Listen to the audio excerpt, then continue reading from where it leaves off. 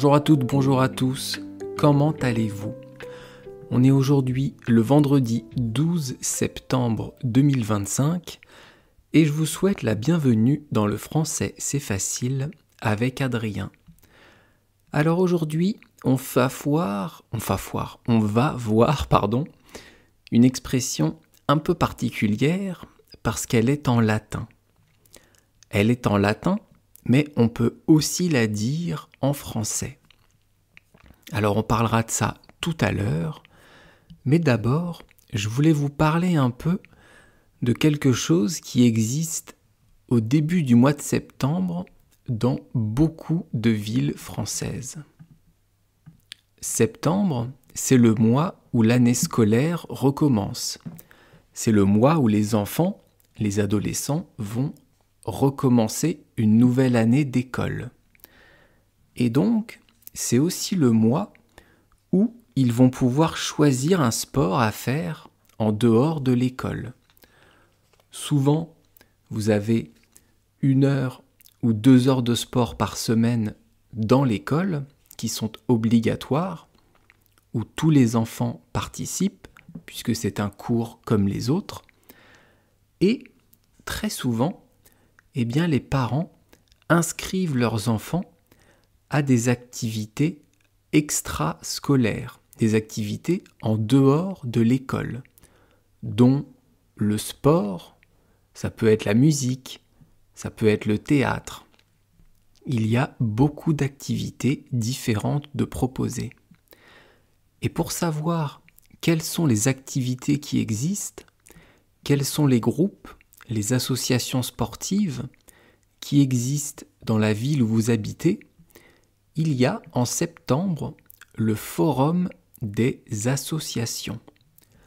Les associations, ce sont les groupes qui se retrouvent, des personnes qui se regroupent pour créer par exemple un club de football pour les enfants, pour créer un club de karaté ou une compagnie de théâtre, ou alors des cours de musique.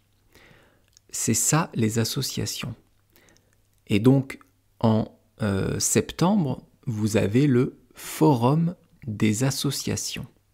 Et donc ce forum des associations, c'est là où vous allez pouvoir retrouver la présentation de toutes les activités extrascolaires de votre ville, de toutes les activités où vous pourrez inscrire vos enfants, mais où vous pourrez vous aussi vous inscrire. C'est pour les enfants, les ados et les adultes. Par exemple, moi, quand je me suis installé ici, dans le sud-ouest, il y a quelques années, en septembre, je suis allé au forum des associations, au forum des activités, et j'ai regardé les activités sportives, les activités qui étaient proposées dans la ville où j'habite. Vous pouvez vous inscrire au ping-pong, au volley, au badminton. Il y a de la musique, il y a des associations qui font de la poterie. Il y a plein de choses suivant la ville où vous habitez. Alors comment ça se passe et comment ça se présente ? Généralement, ça se passe soit dehors, sur une place publique de la ville, soit dans un bâtiment à l'intérieur.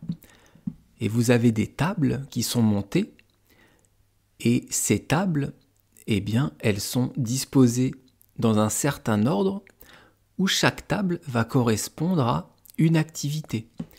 Et donc vous avez les personnes qui gèrent l'association, qui gèrent le club, qui vont présenter leur activité aux passants, qui vont présenter ce qu'ils proposent à ceux qui veulent s'inscrire.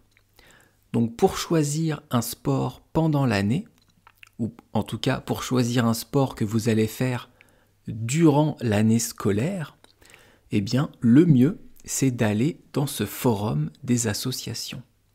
Ça se passe tous les mois de septembre en France.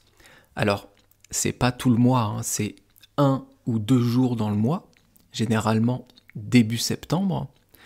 Il faut vous renseigner auprès de la mairie de votre ville Et vous pourrez donc vous pourrez donc regarder quelles sont les activités que vous pourriez faire pendant cette année. Moi, j'y allais quand j'étais enfant avec mes parents, et c'est très intéressant parce que vous avez une vision d'ensemble et vous pouvez réfléchir à ce que vous allez faire comme pratique sportive, ou même non sportive d'ailleurs. Il y a évidemment beaucoup de clubs, beaucoup d'activités sportives proposées, mais il y a aussi des activités qui sont autres. Il n'y a pas que du sport. Et donc ça s'appelle le forum des associations ou alors forum des activités. Et c'est marrant que j'ai choisi de parler de ça aujourd'hui parce que forum, eh bien c'est un mot d'origine latine. C'est le même mot en latin qu'en français. Et ça veut dire la place publique, la place du marché. C'est là où avait lieu la vie publique, le centre de la ville, dans la Rome antique. Pourquoi je fais un lien avec le latin et avec la Rome antique ? Parce que l'expression du jour est en latin. Et donc, à cette occasion, je voulais vous parler un peu des origines de la langue française. Pourquoi le français est devenu ce qu'il est aujourd'hui ? Comment ça s'est passé ? Et pourquoi on dit que le latin est l'origine de nos langues européennes ? Alors, je ne vais pas vous faire une démonstration sur le sujet, je vais parler de ça juste quelques minutes pour que ce soit à peu près compréhensible pour vous, pas faire trop compliqué, et que vous puissiez bien sûr écouter du français, écouter quelqu'un, c'est moi, qui suis né en France et donc qui parle français, dont le français est la langue maternelle. Alors, si j'étais né il y a plusieurs centaines d'années, plusieurs milliers d'années, bon, on va dire quelques milliers d'années, eh bien peut-être que j'aurais parlé latin et je n'aurais pas parlé français. C'est l'invasion de l'Europe, enfin des pays qu'on appelle aujourd'hui européens, par l'Empire romain, qui a fait que le latin s'est développé dans toute l'Europe. Alors c'est intéressant parce qu'à l'époque, le latin est beaucoup parlé, les gens évidemment parlent latin, mais très peu de gens savent écrire et lire. Aujourd'hui, la majorité des personnes sur Terre savent écrire et lire leur langue. En tout cas, une très grande partie. Mais à l'époque, l'écriture et la lecture sont réservées aux personnes qui ont été instruites, sont réservées aux personnes qui sont de la haute société. Donc le latin écrit est différent du latin qui est parlé. Et en fait, c'est ce latin parlé qui va se mélanger avec les langues des personnes qui ont été conquises pour former une nouvelle langue. La France, à l'époque, s'appelle la Gaule, pardon. Et donc, en Gaule, en France de l'époque, on parle le gaulois. Et c'est le latin parlé, le latin de la Rome antique, qui s'est mélangé au gaulois pour donner le français. Bon là, je vous la fais un peu rapide. Évidemment, c'était plus compliqué que ça. Et en fait, le gaulois était une langue d'origine celtique. Les Celtes vivaient en Europe centrale. C'est pour ça que le gaulois qui a donné le français avec le latin est très différent de l'espagnol ou de l'italien. Un espagnol aujourd'hui va plus facilement comprendre un italien qu'un français, parce que les origines sont un peu différentes. Alors en France, à l'époque, il y avait aussi des langues régionales. Le gaulois était la langue nationale, c'est devenu le français, et des langues régionales existaient, des langues par région. Il y avait le picard, le provençal, le basque, le romanche. Le basque, je vous en ai parlé il y a quelques jours, car j'habite au Pays basque. Ensuite, l'Empire romain s'est effondré au profit d'une tribu germanique. C'est le roi Clovis, qui est un roi très connu en France, je vous en parlerai peut-être dans un autre podcast, qui lui venait d'Europe de l'Est, et il a abandonné sa langue pour parler le français. Il voulait avoir le soutien de la population, donc il a abandonné sa langue. Sauf que il a quand même gardé certaines formes de mots et certaines formes de grammaire pour la mélanger au latin, pour mélanger sa langue avec le latin qui deviendra le français. Je ne sais pas si c'est très clair, mais c'est pour ça en fait qu'en français, on a beaucoup de règles qui n'existent pas dans les autres langues européennes. J'espère que j'étais pas trop long, que c'était pas trop compliqué. On va commencer, ou plutôt on va continuer maintenant avec donc l'expression du jour en latin. Veni, vidi, vici. Alors, cette expression, on va plutôt la voir en français. Pourquoi je vous la donne en latin ? Parce qu'il y a en français, encore aujourd'hui, quelques expressions qu'on garde en latin. Par exemple, alea jacta est, on la fera un de ces jours, ça veut dire le sort en est jeté. Ou errare humanum est, on peut le dire aussi en latin, l'erreur est humaine. Et veni vidi vici, ça veut dire je suis venu, j'ai vu, j'ai vaincu. On va étudier cette expression en français. Je suis venu, j'ai vu et j'ai vaincu, ce sont 3 passés composés. Je suis venu, c'est le passé composé du verbe venir. Je vous rappelle comment on forme le passé composé.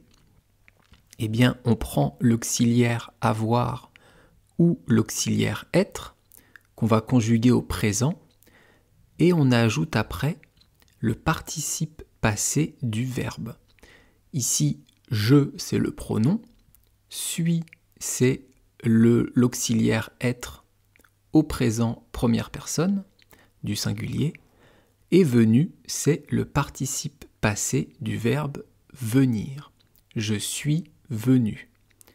J'ai vu, ici on a l'auxiliaire avoir, et le participe passé du verbe voir. Et j'ai vaincu, eh bien ici encore un passé composé, auxiliaire avoir, et participe passé du verbe vaincre. Donc dans cette phrase, 3 passés composés différents. Mais on peut aussi la transformer et la mettre au présent. Ça c'est un exercice, parce que la phrase, on la garde soit en latin, soit au passé composé en français. Et donc, au présent, ça va donner quoi ? On a le verbe venir, le verbe voir et le verbe vaincre. Donc au présent, ça va donner je viens, je vois et je vins. Et maintenant, on va transformer ça à l'imparfait. Le verbe venir, première personne du singulier à l'imparfait, c'est je venais. Le verbe voir, première personne du singulier à l'imparfait, c'est je voyais. Et le verbe vaincre, celui-là il n'est pas facile. Première personne du singulier à l'imparfait, c'est je vainquais. Je venais, je voyais, je vainquais. Mais on va quand même garder veni vidi vici ou je suis venu, j'ai vu, j'ai vaincu. Donc on parle de quelqu'un qui est arrivé quelque part, qui est venu quelque part, qui a regardé, qui a vu ce qui se passait et qui a gagné, qui a vaincu. Le verbe vaincre, c'est battre quelqu'un ou quelque chose, c'est triompher. c'est gagner. Alors, quand a été citée cette expression et comment elle a été créée au début? Eh bien, c'est César, l'empereur romain, Julius César, qui a dit cette expression après une conquête facile d'un territoire, ou après avoir gagné une bataille facilement.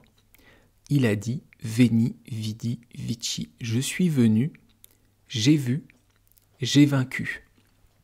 Dans la phrase ici, il y a une accélération des choses. Il n'y a pas de complément, il y a juste des pronoms et des verbes, avec des virgules qui séparent ces verbes et ces pronoms.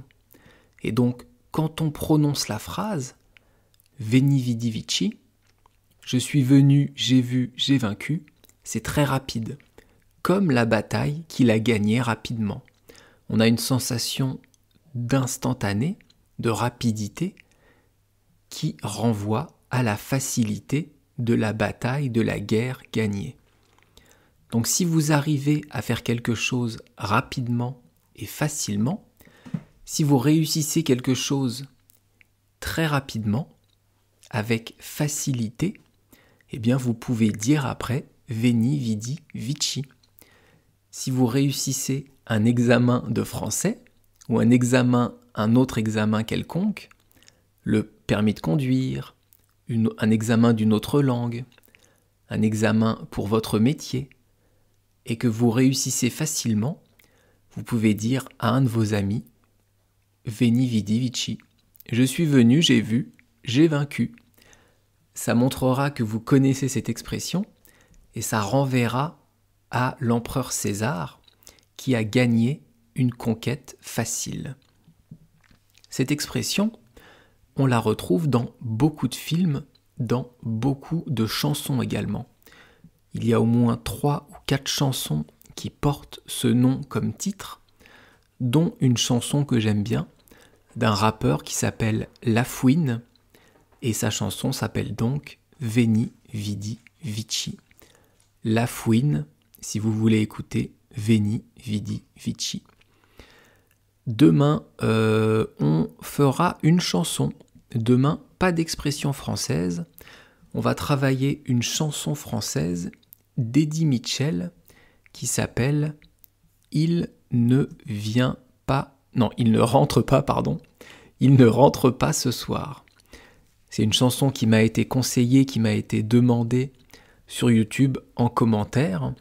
Si vous aussi vous avez des chansons françaises que vous aimez et que vous voudriez que j'analyse dans ce podcast, vous pouvez me laisser un petit commentaire sur YouTube ou m'envoyer un mail à françaisfacileadrien@gmail.com. Je vous laisse ici, j'ai réussi à faire moins de 20 minutes, c'est un miracle. Et donc je vous dis à demain pour cette chanson d'Eddie Mitchell. Bye bye, hasta luego, matane!